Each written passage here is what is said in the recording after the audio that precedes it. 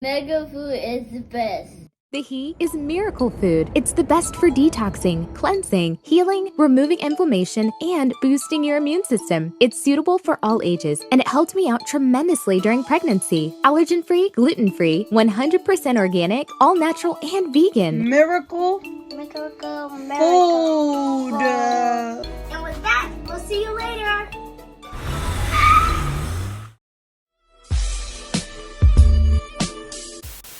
Now I saw Shan. Shout out to the god Shizzle with a Whizzle.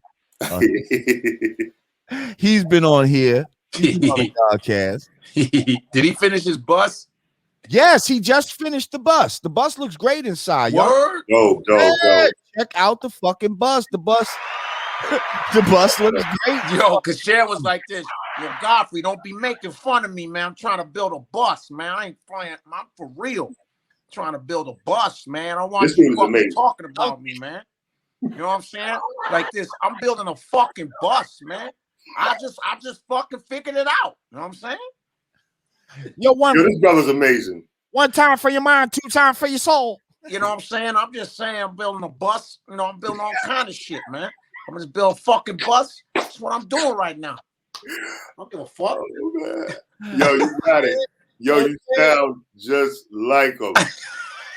So Shizzle with the Whizzle was talking about, like I'm sure you saw our sister who was also on the Godcast. Shout out to Roxanne Shante. Yeah, I'm sure you saw her biopic. Yeah. And I gotta watch Salt and Peppers. I haven't seen it yet, but did you see Salt and Peppers? I haven't seen that one yet. I haven't seen that one either, but I heard it was pretty good. And so Shizzle was talking about, man, he said, I see these people doing these documentaries, and I just hope they keep it real with certain shit. And he was like, and he said, people like you and Rakim, he said, y'all used to be with some thuggy thug gangster ass thugs back in the days. And he said, if you don't see that in y'all's biopic, then y'all not keeping it real. I'm just telling you what shit with the Whizzle. Maybe he had a couple whistles, but this is what Shizzle said.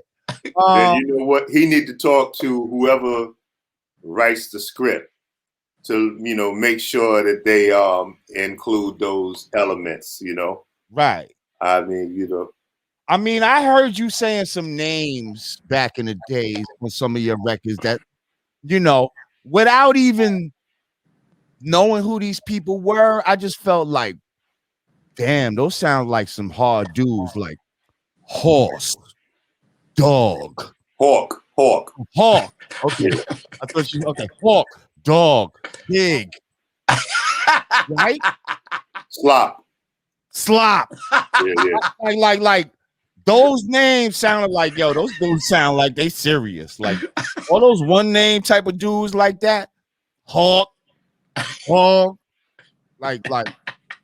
And then those are a lot of Brooklyn street legends, man. And good, good brothers, man. That I had and still have a lot of respect for them, man. Yeah. Right. That certain people would maybe, of a certain constitution, maybe might not want to be around people like that. That's I think what he was trying to say. When he was talking about, because Rakim is famous for being around people like the real 50 Cent and Supreme and all those type of dudes. Magnetic, Killer Ben, Killer Ben. Yeah. What was it like coming up as a rapper in those times? You know what I mean? At that time when the Dookie ropes and the 4-finger rings and the and Brooklyn was Brooklyn, Albee Square Mall, like tell me about it. I mean, it was educational. It was educational because I mean, you know, survival of the fittest, man. I don't see how you're gonna do it without street knowledge, man. You know, I just don't see how you're gonna do it without street knowledge. And you know, I mean, you definitely gonna learn it, you know, hanging around any of those cats that I mentioned. Right. You know, you're gonna learn survival of the fittest. You know, you're gonna learn, you know, the get over. You're gonna learn all that, you know. And I mean, I have a lot of respect for them brothers, for, you know, some of the lessons that I learned just being in their presence, watching them move, operate, and, you know, even, you know, fun, entertaining moments that we have shared together before I made records, you know. I respect those brothers, you know. And, you know, I mean, you know, sometimes there's certain things that happen in your life and you can take those lessons, you can take those incidents and apply it to whatever you're doing, you know, when you get older, you know. And I mean, it can help you out a lot, you know, because, you know, it's one situation that you've been through, you know, in your teenage years, you know, might be something that's educational and helpful, you know, to you in your adult years, you know, in a different way, a different manner, you know.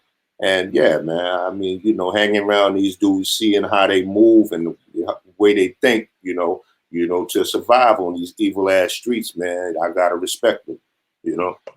Facts. Got a question. You know that there's that video of you dropping that microphone at that player's ball, boy. Woo. I don't know if it was. I don't want to give out. I don't know if it was like this is what I do. But that was some of the coldest shit. Like, thank you. God, I watched that shit 700. And you know who showed me that video? Have you watched Cobra Kai? Yeah, hell yeah, Cobra Kai. That's my shit. Cobra Kai. Okay, there's the dudes in the car company, in Ralph Macchio's car business. Right. There's the two dudes that I know. They're comedians, so I know them both. There's the Italian one who came with the bat. Right. So we were in Toronto. He's a comedian. That's Brett. Okay. So we performing in Toronto. And he goes, man, we in the hotel. He goes, yo, I want you to see this Big Daddy Kane video. I said, which one? He's like, he's at the Players Ball. You're going to see the coldest shit fucking ever. I was like, all right. All right. And the fucking, when you drop the mic and everyone's laughing at you, still drop shit. Oh, man. What the fuck, man? That I watched that foul. I show everybody, say you have to see this shit right here. So what was that? I mean, what was that? I don't even know what's really going on. Players ball, mic droppings. You know, one thing other than what, you know, brother Jamar was talking about, as far as the dancing on stage, one other thing that I used to always like to incorporate was some sort of freestyle where it had a bunch of punchlines, you know, and everybody would be screaming and laughing like every 4 bars. That's something I used to always love to do on stage. Yeah. But now we had moved into an era and generation where, you know, people wasn't really where the crowd head was anymore. You know, this wasn't the 80s hip hop crowd anymore. This is more of, you know, we smoked the thugged out cats just sitting there. They want to, you know, people real dunny. Yeah, you know. So I'm like, okay, how can I give them something that would impress them? And I don't even remember what it was that, you know, made me come up with that. You know, I was sad when I had to retire it. I remember the very first time I was at a show and someone came up to me and was like, yo, you gonna do the mic drop thing tonight? And I'm like, huh? He's like, yeah, I saw it online. I'm like, my shit is a video? For real? Oh, well. You know what I'm I damn sure was gonna do it that night too. You know what I'm saying? Yeah. It was like, what city was that? Well, rest in peace. What city was that? Where we did it? Where were you at? The play was like a Players Ball. You had the Chicago. My hometown. Yeah, your city. Yeah, Chicago. Yeah. You ain't noticed none of them dudes like King Burt and them cats? Let me tell you. Where else would a player's ball be at? Well, the Bishop Don Juan, you know, he was around me when I was an amateur. So I knew when he was Bishop Magic Don Juan. Yeah. And Bernie Mac would have a variety show. And that's when I came around, you know, me and Mike S and Gianco, all these. So I would see him in his green shit. And with people so funny, because people don't, when you actually see motherfuckers pimping for real, we would see him doing the shit. You know, when you see him with Snoop Dogg and the that. I used to see this motherfucker be like, hey, bitch, you heard what I said? Get your ass on that track, ho.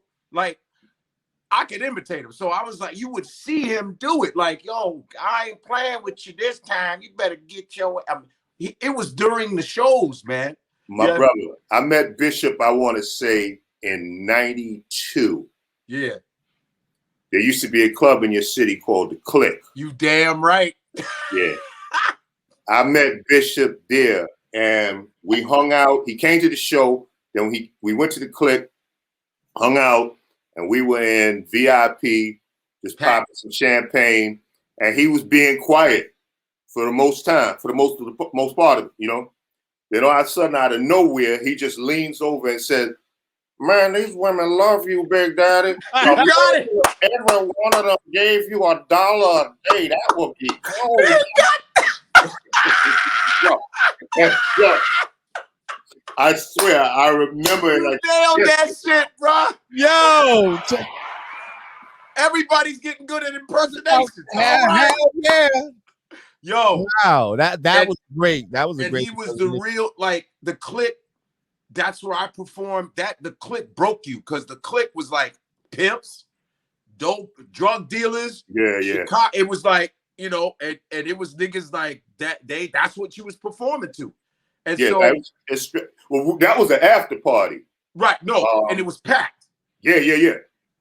And they was balling out. Yeah, they was definitely balling out. Yeah, The Click was like, fuck, man. You had to do The Click, and it'd be doughboys and shit. Like, don't make fun of me, nigga. I'm telling you. That made me laugh, motherfucker. I'm like, yo, shut the fuck. We had a battle with these cats, man. We don't know if he's gonna die after the show or whatever. But and the thing is, when I did Soul Plane, you know, me and Snoop, we're the captains of the plane, and we are 9 days with Snoop. So Bishop Don Juan comes, he visits the set, he comes in, and Snoop's sitting there.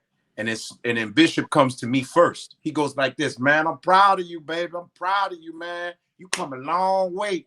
And so Snoop goes, wait a minute. How you know this motherfucker? I was like, dude, I know him before you, Snoop. He goes, and the Snoop's like this. Oh, hell no. You from Chicago, nigga? Oh, man, I don't know that shit, nigga. He's like this, man. I love niggas from Chicago, man. That's why I like you, nigga. I was like, yeah, it's so weird because me, college kid, you know what I mean? And I know Bishop Don Juan. Bishop cool as a fan, man, and funny as hell, man. Funny as fuck. Funny as hell. But I mean, you know, like other brothers, like, you know, King Burt, Scorpio, Red Charles, you know, a lot of them cats, you know, I see you probably from the South Side. North Side. Okay. Yeah, see, I hung out with cats on the West Side. Oh, shit. See, you know, I hung out. West Side. Yeah. My father was an educator on the West Side for 45 years. And I'm Nigerian, so my father's the immigrant teaching on the West Side of Chicago. 45 years. So yeah, I had a connection to everything because I was everywhere. You know what I mean? Dope. Yeah. So that's dope.